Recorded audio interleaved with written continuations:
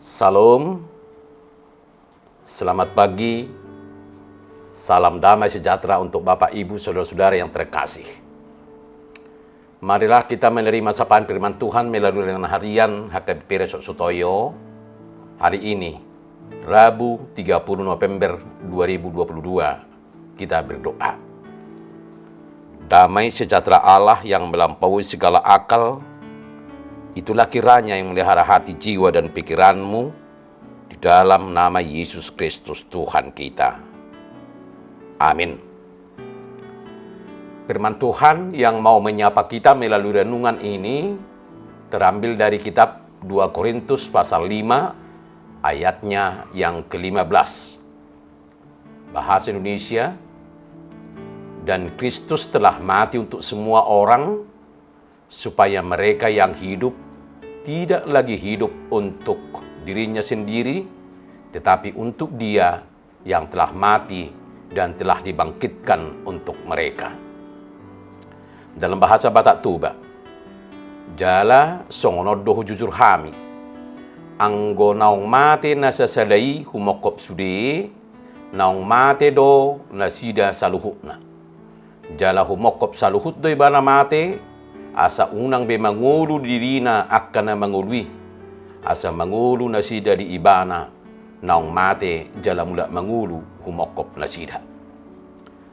Bapak, Ibu, Saudara-saudari yang terkasih di dalam nama Tuhan Yesus, nats kita hari ini adalah bagian dari apa yang disampaikan oleh Paulus yang tidak dapat dipisahkan dari apa yang dilakukan oleh Paulus dalam pelayanan dan bagaimana ia dapat melakukan pelayanan itu dengan baik. Paulus dalam pelayanan selalu melakukan kualitas yang terbaik, berani membayar harga yang begitu mahal dalam pelayanannya. Dia tidak pernah takut dengan penderitaan konsekuensi dari pelayanannya. Bahkan di tengah situasi sesulit apapun, dia tetap menjaga integritasnya di hadapan Allah. Bapak, Ibu, Saudara-saudari yang terkasih dalam nama Tuhan Yesus, adapun rahasia di balik pelayanan Paulus yang begitu berkualitas, berintegritas, dan berhasil itu adalah didasari pada kasih Kristus yang telah menguasai seluruh hidupnya. Sebab kasih Kristus yang menguasai kami, di ayat yang ke-14. Frasa kasih Kristus yang dimaksudkan Paulus di sini ialah kasih yang ditunjukkan oleh Kristus, di mana Kristus rela mati untuk menyelamatkan manusia dari perhambaan dosa. Dan melalui kasih Kristus itulah yang memanggil dan menetapkan orang yang berdosa itu supaya dapat menerima hidup di dalam kasih karunia dan anugerahnya.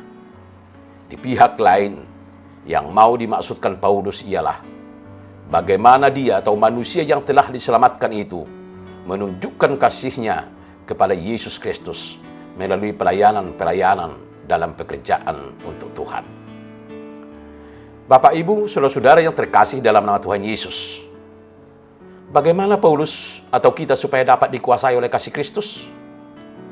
Jawabannya ada di ayat 14b sampai dengan ayat 15, yaitu nats renungan kita hari ini. Menariknya, walaupun kasih Kristus bersifat subjektif, kunci untuk mengalami kasih itu justru objektif. Walaupun kasih Kristus yang sedang dibicarakan lebih bersifat pragmatis, rahasia untuk merasakan kasih itu justru bersifat kognitif. Paulus mengatakan, karena kami telah mengerti. Paulus bisa dikuasai oleh kasih Kristus karena dia mengerti kasih itu. Semakin dalam Paulus mengerti kasih Kristus, semakin dalam pula ia dikuasai oleh kasih Kristus itu. Sesuai dengan nas kita hari ini, Paulus membeberkan tentang kasih Kristus yang berkaitan tentang fakta kematian Kristus, sekaligus makna dari kematian itu. Ada dua kesimpulan yang ditarik oleh Paulus sehubungan dengan kasih Kristus yang ditunjukkannya melalui kematian di atas kayu salib. Yang pertama, partisipasi. Paulus mengatakan, jika satu orang sudah mati untuk semua orang, maka mereka semua sudah mati. Maksudnya adalah apa yang terjadi pada Yesus di kayu salib terjadi pada semua orang yang percaya. Ini berbicara tentang kesatuan di dalam Kristus.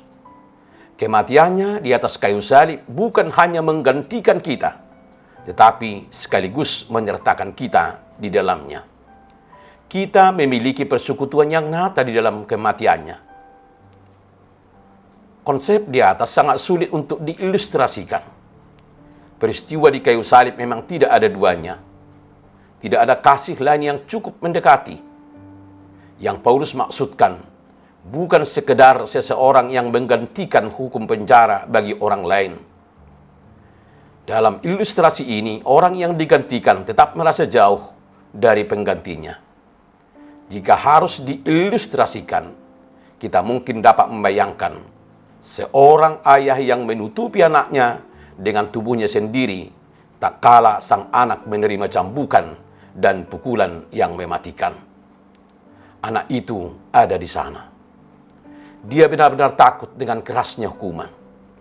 Pada saat yang sama, dia benar-benar merasakan kasih ayahnya.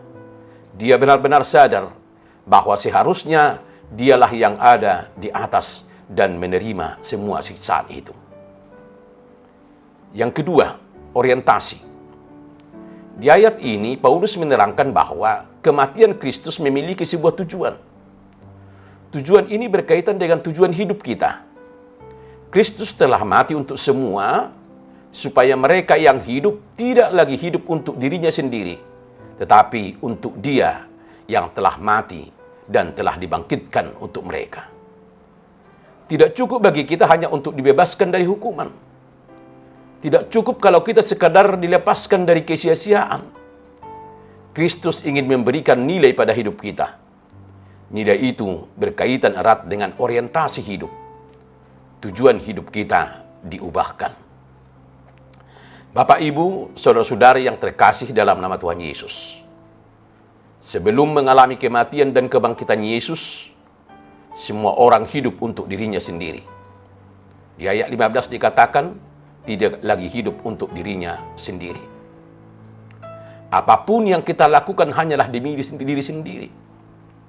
Kenyamanan dan kesenangan sendiri. Bahkan ketika kita melakukan kebaikan kepada orang lain, tujuan sebenarnya ternyata tetap untuk diri sendiri. Supaya kita mendapat kepuasan diri, pujian dari orang lain, atau pahala dari Allah. Semua kebaikan kita adalah egoisme yang terselubung. Di dalam Kristus, semua kebaikan kita dimurnikan.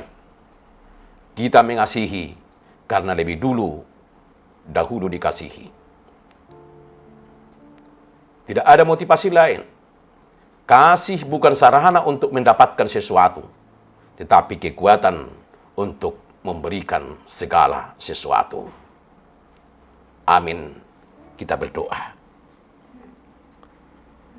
Bapa Surgawi, anugerahkan kami penghayatan kasih Yesus Kristus sebagai motivasi hidup dan pelayanan, agar kami mampu menghadapi tantangan dunia yang sedang dan akan kami hadapi.